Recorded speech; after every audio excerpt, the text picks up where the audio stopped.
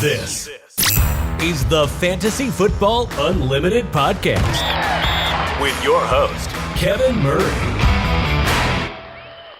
Welcome to the Fantasy Football Unlimited podcast. On today's show, we have a special guest. He's quite easily one of the most influential people in the entire fantasy football industry, founder of Big Guy Fantasy Sports, creator of the FSWA award-winning publication, the Fantasy Football Consistency Guide, the King's Classic Fantasy Football League, and of course, as you know, the Fantasy Football Expo. It's Bob Lung. Welcome in, buddy.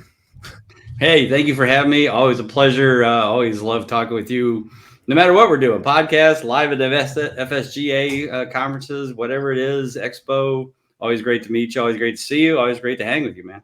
Hey, you're one of my favorites for sure. Your dedication to fantasy is huge. It's massive. It's inspiring. And obviously, I would imagine somewhere it started to develop with just your love of football in Northeast Ohio. What was it like growing up in the center of the football universe? I didn't think much of it because I saw, I drove by the Hall of Fame all the time, even as a kid. My dad there's a Hall of Fame. I never actually played real football because I was always too small. If I was this size when I was 14, I'd been a lot better off. Maybe not. I don't know. Maybe I would have been way overweight and out of shape. Probably would have. Anyway, but so my dad, grandfather, and I always went to the Hall of Fame games back when every team played once every 16 years. They always cool. So there was no. It's not like today. It was.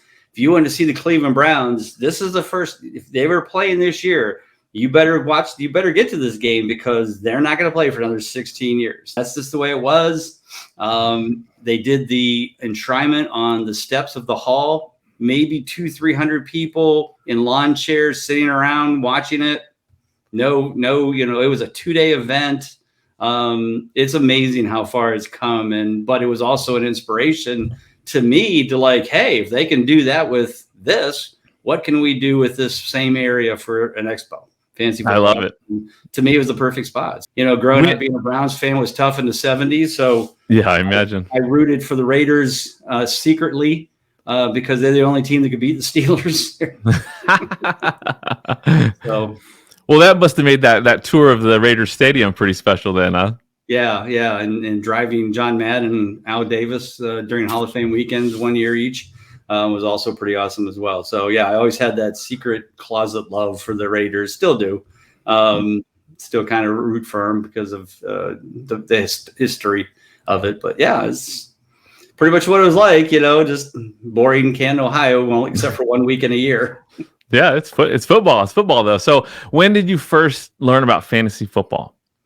So I guess it was summer of 1985. I had just graduated from college, and one of my very good friends, I was over at his house, and he goes, "Hey, I bought this book at a bookstore," which I know may be new to all you folks. We didn't have an Amazon, and it was just a little book. It wasn't even a full size 8.5 by 11 book. It was like pamphlet size book, and I don't know how many pages. It was very short, maybe 100. And it was basically just called Playing Fantasy Football. The author was Chris Charpentier. And he was basically promoting fantasy football and the idea of playing it. And when I read the book too, and I said, this will be a lot of fun. Because we don't want to, we're not going to, the Browns actually weren't bad in the mid 80s. But I was like, hey, this sounds like a blast. And so, we put the league together, and we called ourselves the Hall of Fame Fantasy Football League. Why? Because we held our first draft live in the Pro Football Hall of Fame. We went That's amazing. I actually went there one day and said, we would like to have a fantasy football draft. Do you have a room for us? And they're like, a what? And I said, it's a fantasy football draft. We're going to draft players and we're going to keep track of their points. And, the look on their face in 1985 was just beyond dumbfounded. And they're like, well, if you just buy a ticket to get into the hall, which is like, I don't know, $10, then you can just use our boardroom if you want for free. Oh, okay, cool. So that's where we had our first draft. Of course, we didn't record it, which would have been awesome. And we had our first, and so we had our draft there probably for the next 10 years until we kind of, finally started then doing it, either at somebody's house or at a bar, or, someplace, more, a little more upbeat, upscale. But we're still, and that league still exists today. We still have 6 or 7 original members. We still play touchdown only. Oh, I love it. Nothing has changed. That's so cool. Now we are an auction. The only thing different is we now are auction draft with keepers and salary caps and stuff. But we've always been that way. I don't know if we did it from the beginning. We might have. I don't remember. We might have done snake drafts at the beginning. I don't remember for sure. I know we changed. I think we started with snake drafts and then changed to auction. Like I said, we still exist today. Still hold the draft. Of course, it's all online. Everybody lives in different states now, but like I said, we have a pretty strong core of originals. Oh, that's cool. In it. What is it? 36 years later? 30, wow. Whatever it is. 37 years. Yeah. Well, there's nothing better than that. Leagues that stick together like that. I mean, there's something special about that. 2025 will be our 40th anniversary. Wow. Are you guys going to do anything exciting or fun? We haven't talked about it, but we need to. I'd love for us to get together and do it live. That would be awesome. Yeah. We may want to try. Cool. We may try that one. So you started out mid-'80s playing fantasy. So what and when led you to contributing content in the fantasy industry? So the infamous story is touchdown only league. Running backs are the big deal because you get 6 points. You only got 6 points for rushing touchdowns. So we didn't really have rushing quarterbacks back in the day. So that really wasn't a thing. But your running backs were your top picks because, each touchdown was worth 6 points. A passing touchdown was 3 for the quarterback and 3 for the receiver. So receivers and quarterbacks were not as highly, drafted. So anyway, that year I have Sean Alexander on my team. That was the year he won the league MVP. He rushed for 15, 16 touchdowns. And you would think my team would have kicked ass, but it did not. It went 7-7, didn't make the playoffs after 14 weeks. And I was the second or third highest scoring team in the league. And I was just like, what, how, what, And so when I looked, he scored 5 touchdowns in one game. He had 3 in another and 2 in another. So he had like 10 of his 15 touchdowns in like 2 or 3 games. The rest of the weeks, he got nothing. So it was like, boom or bust. I mean, it was the ultimate. Yeah.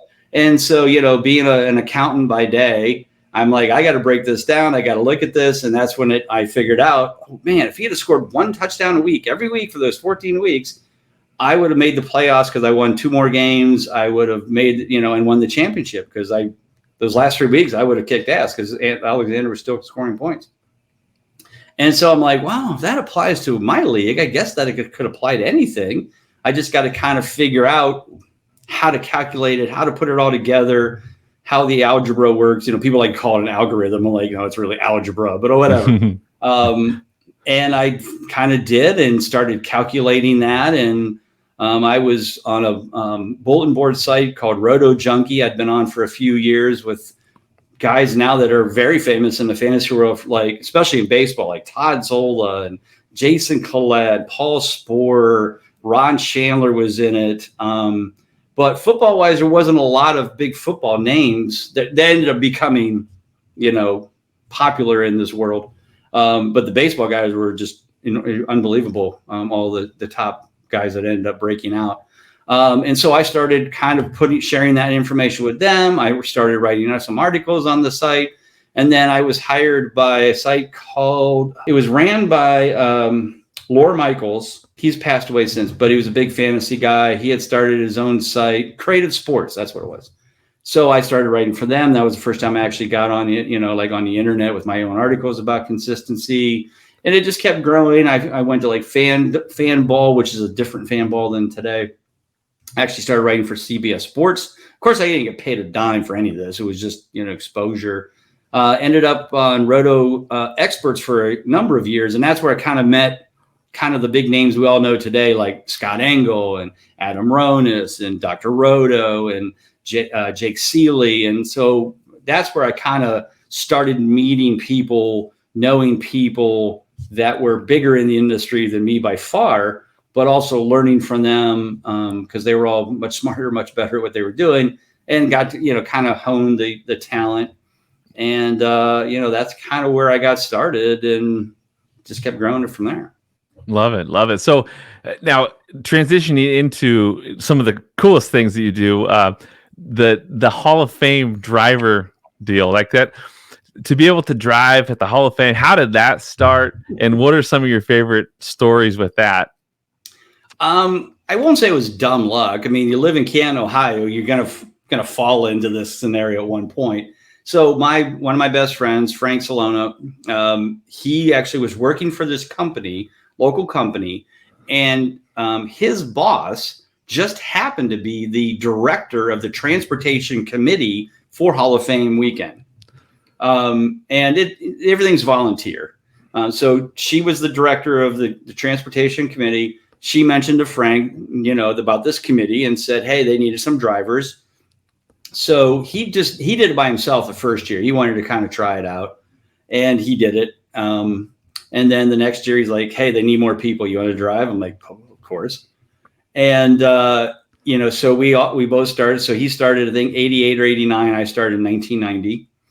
And, the first 5-10 years, you're kind of, I call it, you're driving the prison vans. It's the 15 passenger, passenger vans that you're just kind of run a circuit. You just go from this hotel to that hotel, pick people up, drop people off. But you get some, even with that, you kind of still get some cool scenarios. Like I remember my first year, I think Roger Staubach got inducted that year. I wasn't driving Roger, but I pulled up and like all of these Cowboys, Dallas Cowboys, jumped on. So Drew Pearson, Ed Too Tall Jones, Rayfield Wright, all of these guys start getting in the car. And I realized like I had practically most of the 1970s, Dallas Cowboys in my thing. So I like took my book I had, I'm like passing it around, like, you autograph these. But it was just a lot of fun. And, but I knew I had to pay my dues. You weren't going to move up fast because nobody wants to get off this committee because it's seniority. So, but it took me 20 years before I got my first actual official, enshrinee of that year. I mean, obviously I'm always driving Hall of Famers around. And even as you keep moving up, they had anniversary years. So like I might drive guys who were their 20th anniversary. So, people like Raymond Berry or a Joe Namath or, Weeb Eubank. I mean, all kinds of people that were from my era that I could have conversations with. And the conversations were just I was always in awe because I was learning things that were never discussed, never talked about. And one of my early favorites was Weeb Eubank, right? That was his name, right? The guy that was a coach of the Jets for Super Bowl III, right? I'm saying that right? And he was just sitting by himself in a room. They had like a reception room and he's just sitting there. And I walked in and I sat down and, Mr. Eubank, how you doing? Welcome to Canton. I think he might've been there to present somebody. And so we just started talking about it. I said, tell me about Super Bowl III, this whole guarantee thing. I said, it's just amazing to me that Joe said that off the cuff, he was so confident in a team that the Colts were supposed to kill you guys. Yeah. And he said, actually, it wasn't Joe who said it originally. He said it was our offensive coordinator who was having a team meeting that the day before and was explaining to the whole team why we could beat this team. And he was showing all the strategies and the, where their breaks in the defense were and why we could, really attack them in a way that they weren't used to, and it just went on. And he said, and that OC said, I guarantee that we're going to beat them. Wow. Joe was just repeating that, but everybody thinks Joe was the one that said it. And when you learn those kind of inside stories, you're just so cool. Wow. If you love football, I mean, I can't imagine. I mean, like I said, we could have 3-hour show on just the stories. Yeah. Oh, geez. Well, speaking of the Hall of Fame, I mean, that's where the Kings Classic League kicked off. What's the story behind getting that together? So, obviously I've had Sirius XM Fantasy Sports Radio for years.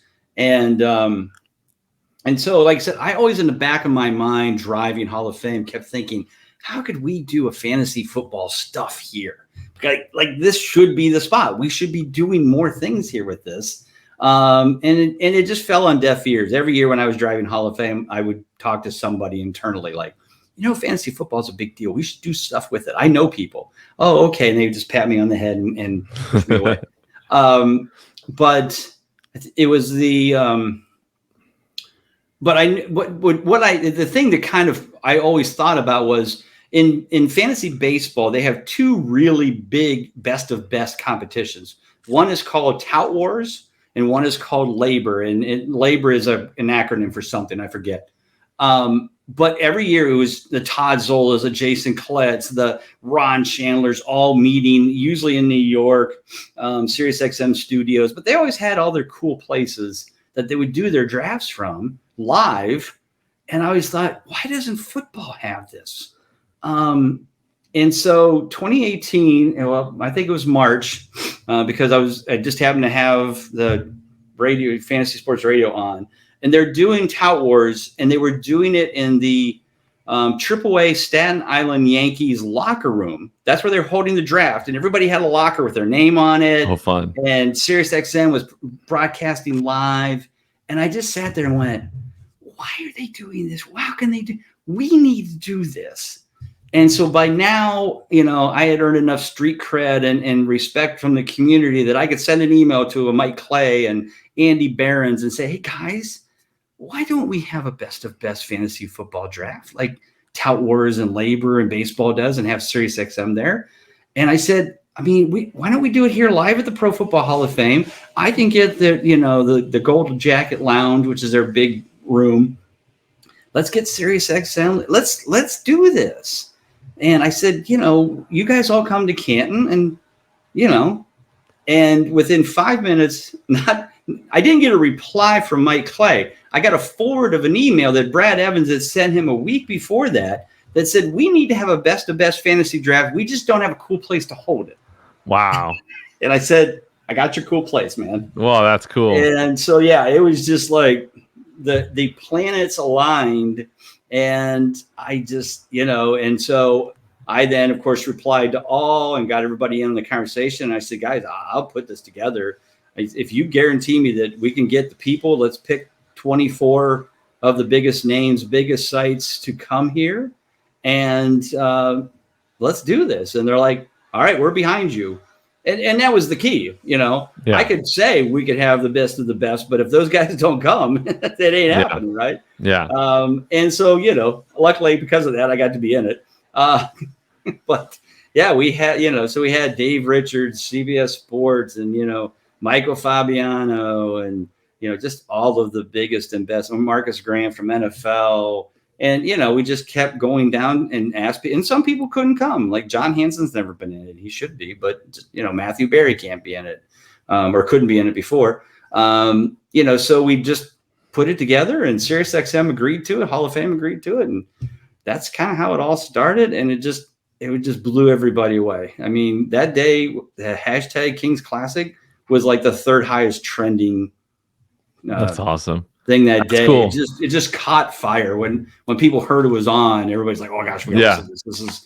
This is what the baseball one was about, like listening to the pros draft the players and what rounds and that kind of stuff. That's cool. So how did that influence the expo, and how did, I guess with that event had to have inspired it. So when was the first time you had the thought of the expo pop into your mind, and was that related to the Kings Classic?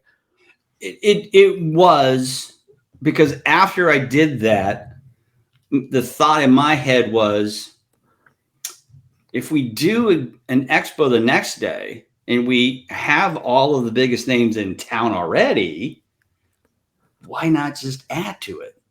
And so, the next year, 2019 came, and I still hadn't, it was in my head, but I wasn't ready to pull the trigger because mentally I didn't know how to do. I've been to business expos, so I kind of knew what a trade show is like and how you have panel discussions, and but in my head though, I kept thinking, well, what would I want to go to? And I had been to some of these things. I went to Roto Experts fantasy football convention in 2012, 2011. that they sponsored in Atlantic City Convention Center. And it was a complete flop. And the reason why was, one, it was too expensive to be there, either as an attendee or as an exhibitor. And really the only reason people came is because in the back of the room, they were doing autograph sessions with all these former Jets and Giants pros. And people literally paid $90 to get in the door, walked past the booth, got all their autographs so they could put them on eBay and walked out the door. Okay. And that's all it was. It was a bit. Yeah. And then, so like I said, 2019, I think this was April or May, and they had the Fantasy Football Convention, the Tony Romo one down in Dallas. The National Fantasy Football Convention in Fort Worth. Yeah, I went to Fort Worth, and I went the next year to SportsCon in Dallas. So right, and experience, so but interesting on the fantasy side. Yeah, a bunch of folks like you and others. And I think Casey Kasem was there, and I think the Ball Blast Girls might have been there. So a lot of people came back and just were complaining on Twitter, like, "Oh, why can't we have one? Why can't we have a real Fantasy Football Expo? Why can't we have the one that's built for us?" And I said, okay, well, hey, we've already got this King's Classic thing. We could just kind of add it to the next day. Why don't we do this? And again, it was May. We were going to do this in August. And so I said, okay, well, and so I real quick made some connections, set some things up. And then in the meantime, in June, I got my prostate taken out, just had cancer. No big deal. Had that removed. And so we put it together, and I was surprised how quickly we sold the booths. The booths sold pretty quick. We had 30 booths. It was a much smaller venue. We did do some panel discussions. We did an expert mock draft. But what happened that night on Saturday night in between is the reason why I said this is going to work. And it was when we all went to BW3s.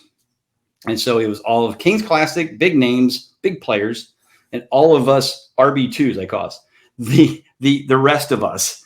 And we all started talking, and everybody got along so well because this community doesn't have egos. I mean, there's some, but people like Mike Clegg, Marcus Grant, Brad Evans, Andy Barnes, all those guys, Bob Harris, none of those have egos. Yeah. And people realize that, hey, we can have conversations with these guys. And oh, by the way, they're coming on our podcast. I remember getting so many emails like, Bob, I had Mike Clay, or I had Andy Barnes, or I had Brad Evans. They came on my podcast. I mean, like, I would never have asked them in the past because I would just assume they'd be appalled. And I'm like, no, they're normal people. They enjoy supporting us. Yeah. And so that is what I think turned the switch to go, this is going to work, because now we all know each other. Now we have camaraderie, we have a community of people. And so obviously then the next year was blown away by COVID, but 2021, man, people wanted to get out of the house, and that community thing came together, and it's just exploded from there. Yeah, the growth has obviously been exponential, which has been so cool to witness. I've gone the last 2 years, such incredible experiences. And one of my favorite parts is just seeing the connections being made, strengthened, new relations, people getting jobs from. I never expected. How does that make you feel? Yeah. How does that make you feel to have kind of orchestrated that? And that's why I say your influence on the industry has been so massive. It's that expo and what it's done for the community. And when you go there, it's like a massive, reunion right now with people going back, but it's such a great fantasy community event. Mm-hmm. And the relationships that we see built from it are incredible. How does that, what do you think about that? Yeah, I mean, there have been so many things that I never expected from it, but just makes me happier every time I see it. I mean, whether it's, learning about, like, Lawrence Jackson got hired by NBC Sports, and I think some others did too. And, people getting, new positions or new jobs or new opportunities, seeing SiriusXM being there for 2 days now, 2 full days now to promote this and broadcast this. There was one guy, and I can't remember his name, and I always forget, but he wrote an entire article about how he has terrible anxiety and did not want to come to the expo because he was worried about having panic attacks. And he said it was one of the most accepted and the least stress he's ever felt in his life. Wow. And I'm like, man, but that speaks to the community. It doesn't speak to me. It speaks to the other people. I mean, yeah, I put it on, but it also, shows you this community and how well we get along. And, yeah, there's crap that goes on Twitter and there's a lot of trolling and crap. But I said, those people don't come to the expo. Yeah. That's not what it's for. I mean, yeah, you can sit there and argue about the ups or downs of Kyle Pitts all day long. Two people can be both right for now. But that's what's great about it. I'm going to share my consistency knowledge with somebody and they're going like, well, but yeah, his target share. And I'm like, yeah, and we're both right. It's just a question of how does it play out on the NFL field. But that's what's awesome about it is, we have panel discussions and, you can be in the league, be in the content world for 2 years and be on a panel if you're smart enough, if you've got the talent, I think we got some guy coming this year that's playing in the IDP league and he was the number one IDP ranker for Fantasy Pros. Good for him. Then bring him on. We wanted the best of the best, and we're doing an IDP one this year. And we kind of forgot to talk about that, about the new drafts we're having. But it's just cool to see new people. I always love when I get people sign up for boosts that haven't been doing this before, and now they're coming because it's like, they get it. Here it is. This is that opportunity. It's not very expensive. Come, make an impact, make some connections, and grow your brand. That's what's the fun part about it. Yeah, no, it's an exceptional event. I've gone with a couple of my buddies. I've gone solo. Either way, I mean, it's just if you go there by yourself, you're not going there by yourself. You've met people, people. They're your friends. Exactly, you get embraced so well there. So it's a special time for sure. So what can people expect in the 2023 Expo? Hopefully more people. We're kind of figuring on that. Last year we had 750. We're hoping for 1,000 this year. We'll see how it all comes about. So far, cost of travel is a little bit better than last year, where gas was $4 or $5. But yeah, I mean, not a big change. Probably the biggest change. I mean, so Friday night party downtown Centennial Plaza. We'll have our cornhole tournament again. I promise I've retired, so I don't have to kick all your asses again. And just that's our kind of our kickoff party. Everybody hangs out, have some drinks, have some food. We'll do some prizes. We'll play cornhole. Just have a good time. Saturday, the usual. Everybody gets a ticket, the Pro Football Hall of Fame, so you can tour the hall. So if you've never been there, that's just another bonus to come. If you love fantasy football, that's great. Come for that. But guess what? If you've never been to the Pro Football Hall of Fame, you get a ticket to go tour for free. So you got that.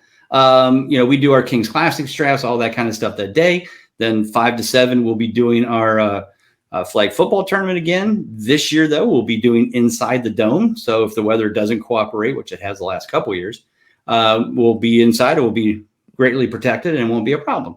We'll be doing that. And then we'll be doing the Saturday night party outside on the street, kind of a block party on the streets in between the hall and the dome. Weather permitting, of course. That's going to be a fun time. They've got a Ferris wheel now. They've got zip lines. So you can actually bring the family now, bring the wife, kids. Hey, they can go have a good time.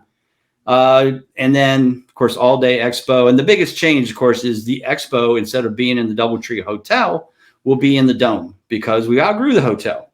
Wow. The dome, if we outgrew the dome, we're having a good time. Yeah, for sure. 100,000 square foot with a football field on it inside there. We're going to be at the end on the flat area, which is actually basketball courts right now. But we'll put 50 booths up just like we've done before, pretty much the same layout. We'll have panel discussions. We'll have our stages, our breakout rooms.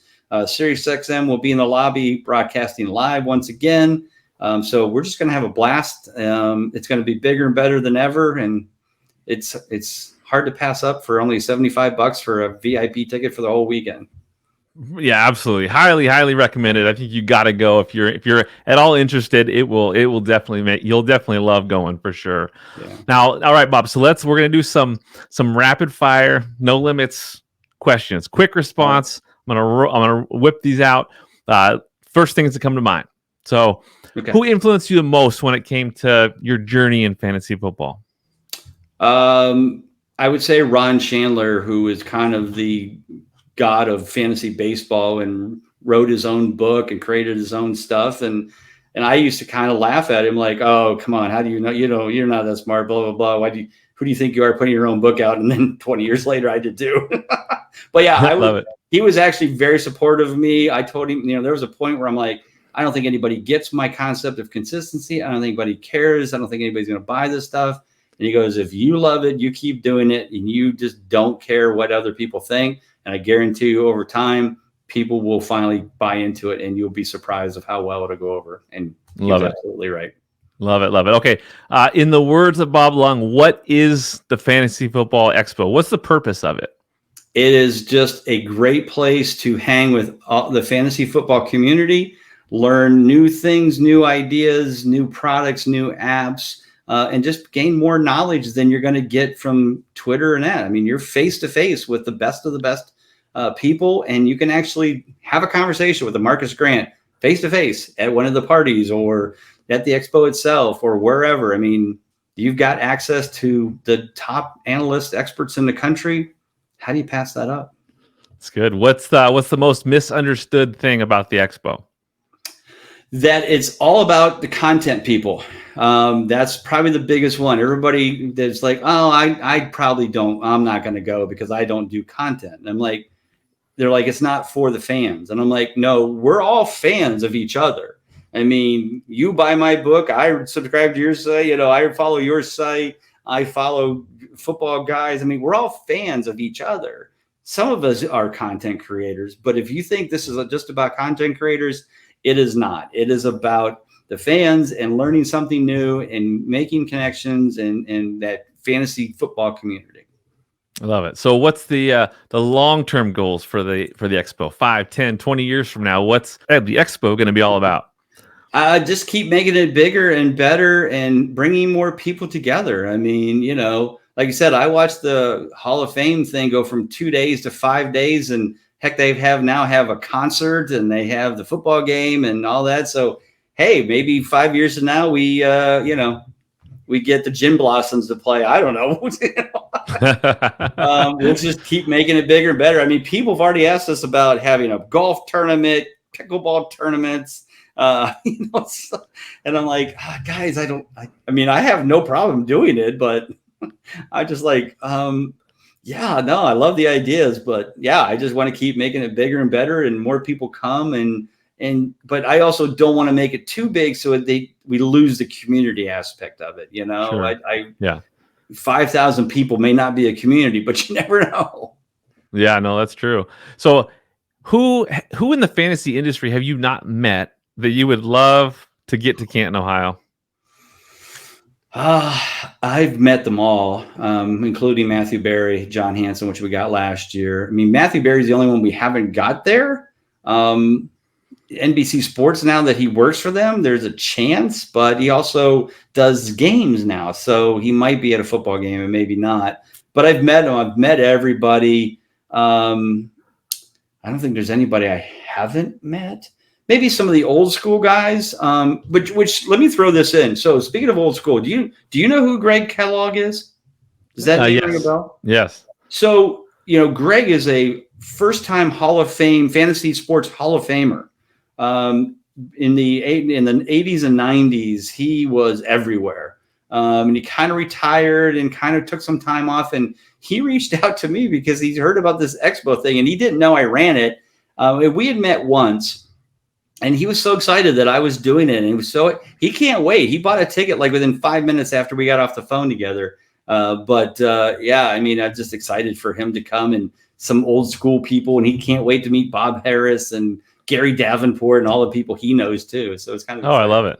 Oh, that's cool. That's cool. Okay. So how much has your family impacted your experience with the expo? I know that you've had massive support. So yeah, no, this doesn't. I mean, while I'm the idea guy, this doesn't happen that weekend without my wife, who is basically COO that weekend and runs everything because she can. She's so amazing.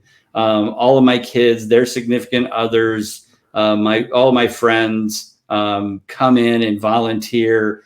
And there's just no way I could pull it off by myself because there's just too many things going on. And so, yeah, it is a family affair that weekend, including friends. I guess it's a friends and family affair. My mom, all these people come and just help out. And, but it's kind of like the Hall of Fame weekend. Hall of Fame weekend has 3,000 volunteers to make it happen. It's not ran by the Hall of Fame staff. It's 3,000 volunteers that drive, do parties, do, catering, do whatever. And so, yeah, you can't pull off things this big without a centralized operation of volunteers and do it right because, they care. I mean, and like I said, you see it out of my wife, kids, family, friends. Yeah. They're all just there to help you guys have a great weekend, enjoy yourselves so that I don't have to worry about it. So they're amazing. And with that said, how much actual sleep do you get from Thursday to Monday during the expo weekend? I'm sure it's barely double digits, especially because I have a problem of not wanting to. I don't want to miss anything. I've always been like that as a kid. Yeah, like I don't want to go to sleep because I don't want to miss what's going on. And so if there's a party going on, I'm not going to bed. And that's probably my biggest problem. and you've seen that at FSGA. We're at 3 o'clock in the morning. We're still sitting some at a bar or gambling or something. So yeah, I was up. I didn't get to bed like 4. Got up Sunday morning at 7, and I'm like, it was a rough day, but it was worth every second of it. I'll try to do a better job this year sleeping, or at least going to sleep. But it's just so hard because everybody's having so much fun, and I want to be a part of it. Well, I mean, obviously, you give 100% with this kind of stuff, so I'm not surprised by the way you tackle that for sure. Thanks. What have you learned most about yourself over the last 5 years? I guess if anything that I just when I have and I guess this has been this has been my life is when I have an idea in my head. As long as there's nobody stopping me, I'm going to get it done. When I tell people that on top of all this stuff that for 35 straight years I was a wedding DJ, they're just like, what? Because they're like, what are your real job again? I'm like, I'm a CFO for a $100 million company. And they're like, wait a minute, how do you have time to do this stuff? And I'm like, well, good thing is I'm empty nested. But even the DJing thing, my kids were young. It was just something that I was in college and I loved music. I had lots of records and I heard them, it's just like the fantasy football stuff. I heard them complaining that their DJ had backed out of them on some party that they were having. And they were paying $100 for 3 hours, which, 1985, that's good money. And I said, well, I have 2 turntables and, they're like, oh, would you do it for $100? I'm like, yeah. And it was a great time. And I think what was fun about it is that I realized that with my decision of the songs to play to it made people happy. And I saw the joy on their face and the letting go, like the same way with a wedding, them letting go of all ambitions and all problems and all stress, just let go, have some drinks, dance, get crazy, enjoy themselves. And so, it's like, well, I can do this. And my buddy came home and we talked about it. And so we partnered up and we were wedding DJs for 35 years. And, and it was all by word of mouth. Everybody enjoyed what we did. We did a good job. We were professional. But there was nobody to stop me of what songs I was playing. I learned from doing them and which ones worked, which one didn't. And the same thing has kind of happened with, this whole stuff. It's just like, I saw a need for something and I'm like, oh, I can do that. And, there's really nobody to stop me from doing it. So it just worked out that way. And kind of the same things happen in this fantasy world as I keep seeing ideas and go, hey, why don't we just do that? Why don't we just put on an expo and see who comes? And, it's the old, if you build it, they will come. And they did. So I love that. I love that mentality. That's awesome. So with all that, I mean, what's the biggest challenges that you've had to overcome with the expo? It's obviously the always thing is you never make everybody happy. So there's going to be some people that like, well, if we would have done this, we'd have done that. I get it. everybody's like, we should have a golf outing and we should do this, we should do that. Yeah, but I also got to make sure that I'm entertaining 750 to 1,000 people, and I could do all these separate individual things, but like last year we did the quarterback skills challenge. Yeah, it was for charity. I was expecting a lot of people to do it, and we only had like less than 10% of the people do it. And so I'm like, okay, well, we tried it. People still want to have a freaking combine. I'm like, we had enough injuries. But that was my idea of kind of a combine thing, and it didn't go over. No, I'm not going to do it this year. And I'm sure there'll be some people who are disappointed, but we needed like 10 volunteers to run that, and we just didn't get that many people excited about doing it. Now, we were also doing the same time as the flag football, but I just thought, well, there's going to be a lot of people who are not playing flag that might want to do it. So, it's those kind of things you kind of learn and you kind of just do it. And the flag football, I mean, that was so fun to watch. That it's hard to not get your your focusing attention on the flag football. That was so much fun. Great energy, great way to just hype up everybody and get people excited to be there. That was awesome. So in regards to fantasy football resources, what are the sites that you use the most, podcasts that you listen to? I have been a fan and subscriber to Football Guys for at least 20 years. They were one of the first back in the day, even before, well, maybe when I started writing, that really had, I thought, the best information for a pretty good price. It wasn't like they were killing you. And I've told Joe Bryant that, because when him and I met for the first time, he was another guy I just incredibly respect in this community. And he's a huge supporter of the Expo. And when I met him for the first time, and I said, I just want to tell you, I've been a subscriber of you for 20 years. And he goes, what? And he goes, you, Mr. Consistency? I go, well, first off, you don't do anything with consistency. We should talk about that. But I said, you have the best site. It's just informative. It makes sense. There's logic. There's good tools, good data. I just said, it was one of my favorites. Of course, love listening to SiriusXM. So I don't listen to podcasts. I kind of use SiriusXM as my podcast. Sure. But you've got Howard Bender, Adam Rones, Bob Harris, John Hansen, Jeff Mann's another favorite of mine. I mean, love listening to all those guys. Yeah. They're so knowledgeable, but they're also so entertaining. I mean, Mann's is the one I love the most because he says what I would say, but I'm not on SiriusXM. I love it. Great people for sure. Yeah. Now, I love the Fantasy Football League experience. When it comes to that, what are some of your favorite ways to determine your fantasy football draft order? Yeah, I mean, I've always been pretty boring, even though I love your stuff when you write about it, and people have their different things. I mean, I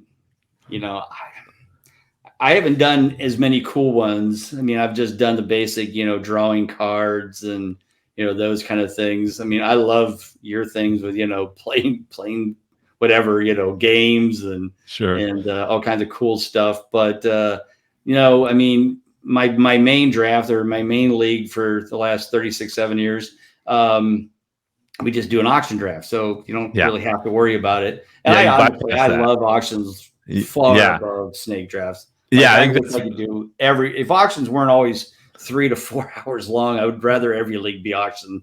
But I get it. For sure. If you want to plow out a draft in an hour or so, then you got to do a snake draft.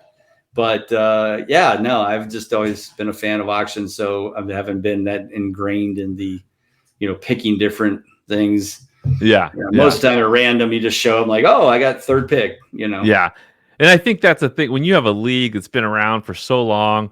You can bypass a lot of that because that league has stood the test of time. I mean, engagement's not a massive concern because you guys, you've earned that over the years. But how about like last place punishments? Not something maybe you do, but stuff that you think is a good idea or crazy. Oh, I love any of that stuff. Gosh, I mean, I'm glad we don't have them in some of my leagues. But yeah, I've seen the ones, standing on the corner holding a sign, wearing a dress, or, I love the shirts that says, I suck at fantasy football. Yeah. Any of those things are cool. I wish we'd have been smart enough to do that in our league years ago, but probably everybody would have quit. They all had their panties in a bunch. Like, I'm not playing. I don't want to be last. Yeah. There's always that risk. Now, lastly, or one of the last things, when it comes to people that are interested in getting more involved in the fantasy football community, as the host of the expo, it's definitely something that you're aware of. There's a lot of people that would like to get more involved in the industry, in the community.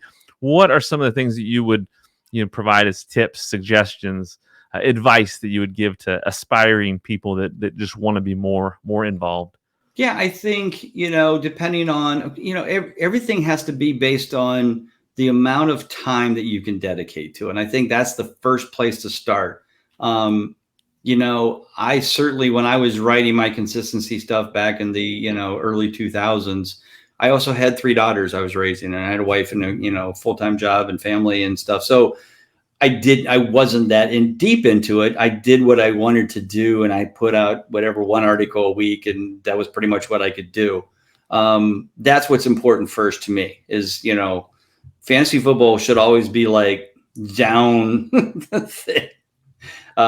Because you don't want to make your wife and kids mad because you're spending every night doing podcasts and all that kind of stuff, or writing articles, or watching football games all day Sunday. I would highly recommend being a good dad and father and all that stuff first.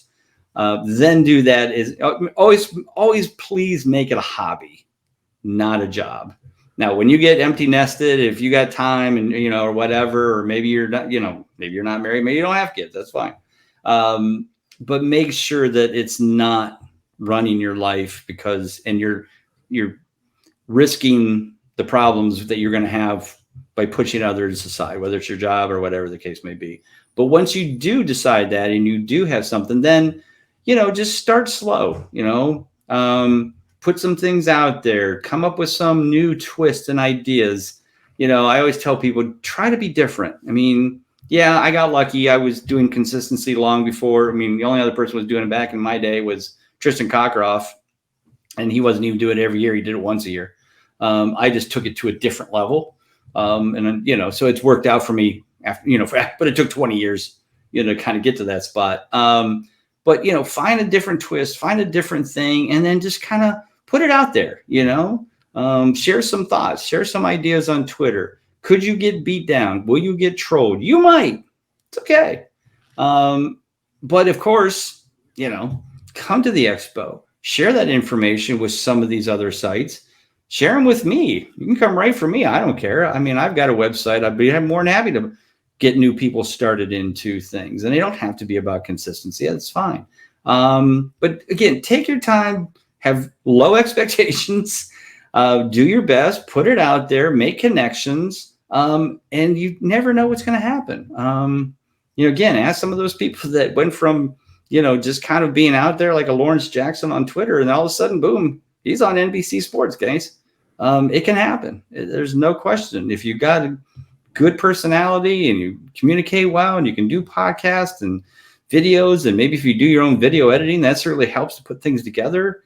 But just don't, make sure you don't have high expectations and you're not pushing something else aside to get there. You got to take care of yourself first, your job, your family, your kids, your wife. Then do it as a hobby, and then let that grow. Yeah, it may take a few years like me, but it's going to be much better off than if you try to do it, all in within the first 3 weeks, and you realize that, and then you get mad because nobody's listening. Well, yeah, it's going to take some time because everybody thinks, that Justin Jefferson's good. You can't just say that. Yeah. You got, what happened, why, who, what, targets, whatever your numbers are. But you just have to kind of be patient. It's certainly a lot tougher now to get recognized than it was 20 years ago when I started. Yeah. Well, it's good advice, Bob, for sure. Where can people find you? Where can people learn more about everything you're involved in. Consistency Guide, the Expo, obviously, King's Classic, Big Guy Fantasy Sports. So many things. So let's start with the content side. So the Fantasy Football Consistency Guide is out for 2023. You can get that on Amazon, and you just simply go into Amazon, type Fantasy Football Consistency, and I guarantee you it'll be the first thing that pops up. Get that. You can get it shipped to you in 2 days. Then, from there, if you're intrigued by the book, maybe it's the first time you've read it, for only $10 more, you can go to the website. There's a code at the bottom of each page, and you can get the entire season for only $10 because you save $10 because you already bought the book online. It gets you all the free updates for all the guide all summer long, all the tier draft lists all summer long, which people love the tier draft list. And so Big Guy Fantasy Sports is the spot for that. And now, because we do fantasy baseball consistency, you can actually buy a year-long subscription for only $30, and then you got everything. What a deal! So that'd be great. And then once that's all done, then of course the expo is thefantasyfootballexpo.com.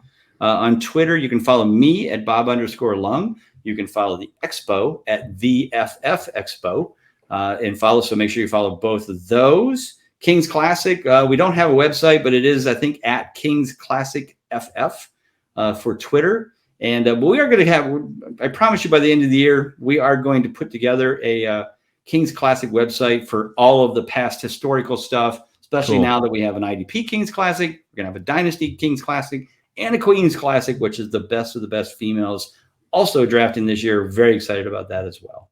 That's great. So is there anything we haven't covered that you want to share before we close out? Just can't wait to see everybody in August. Get your tickets early. Prices go up June 1st by $10 and then July 1st by another $10. So you get them now. It's only $75 for the weekend for the expo. If you wait, it'll be $95. So don't wait. Get them now. Get those tickets now, and we will see you in Canton for sure. I can't wait to see you, Bob, in Canton. You too, man. Can't wait to catch up.